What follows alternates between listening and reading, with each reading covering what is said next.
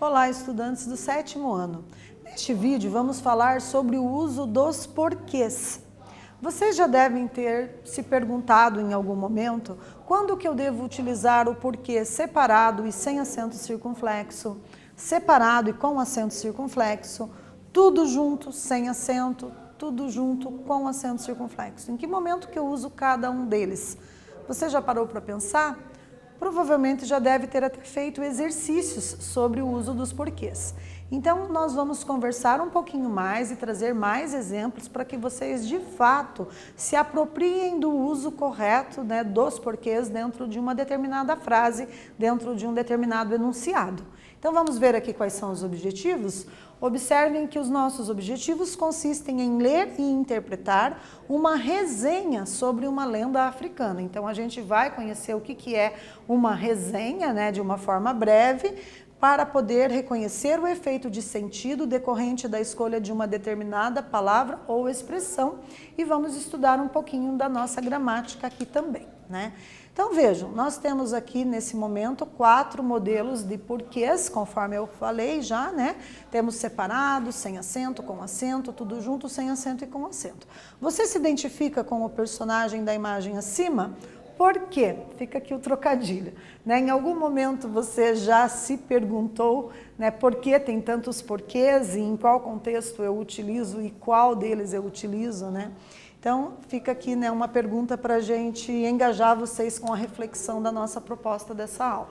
Vamos aqui fazer a leitura de um texto que é uma lenda, Então, o título, Kirikou, a lenda do bebê guerreiro que salvou sua aldeia da feiticeira. Uma lenda que virou filme, peça de teatro, espetáculo de dança em todo o mundo leva um pouco da África para diferentes culturas. Kirikou ou Kirikou conta a história de um recém-nascido superdotado que sabe falar, andar e comer e correr. Ele é o salvador de sua aldeia, ameaçada pela feiticeira Karabá.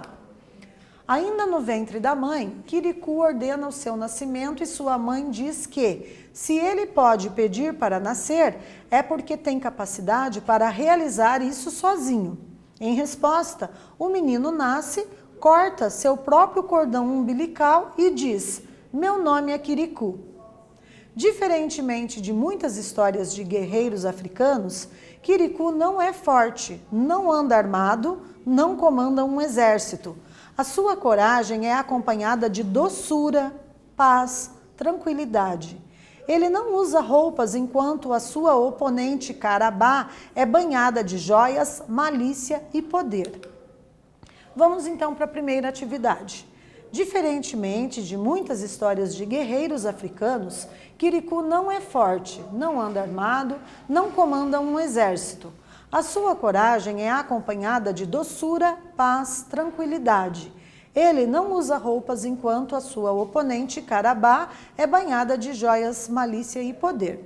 E a pergunta, o que diferencia Kirikou de outros guerreiros? Essa não está difícil, Então, vamos dar um tempo para vocês treinar a proficiência na língua escrita, elaborando aí 1, 2 frases para responder a nossa primeira questão.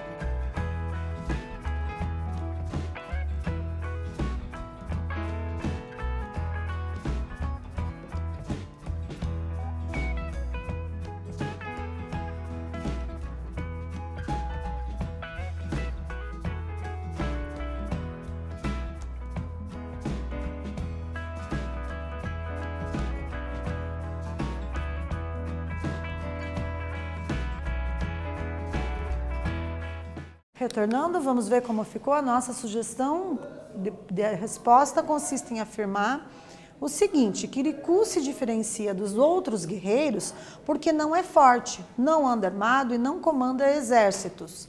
Ele usa sua coragem, doçura, paz e tranquilidade.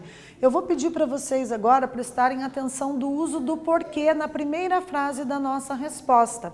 Percebam que o porquê está tudo junto e sem acento circunflexo. A gente poderia dizer aqui que ele substitui a palavra causa, né? Eu poderia responder: Kirikou se diferencia dos outros guerreiros por causa que ele não é forte. Então, quando dá essa ideia de causa e é um porquê que está numa resposta de uma pergunta, né?